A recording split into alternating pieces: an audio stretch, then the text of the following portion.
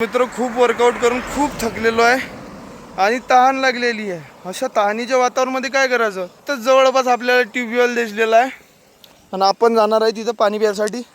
रस्ता तुम्ही बघू शकता. प्लेस आहे अच्छा मायबिनीचं सापही असू शकतं.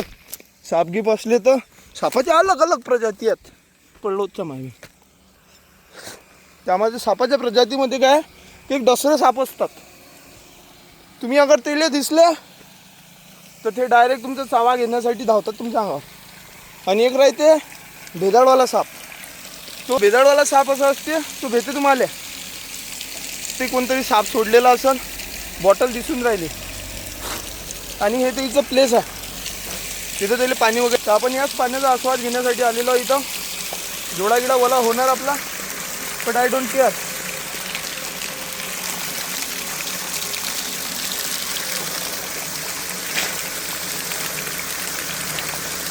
आता प्यायचं का मग पाणी.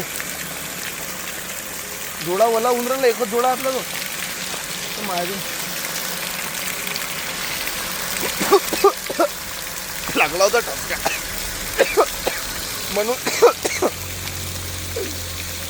म्हणून म्हणतात रनिंग झाल्यावर पाणी नाही प्यायलं पाहिजे.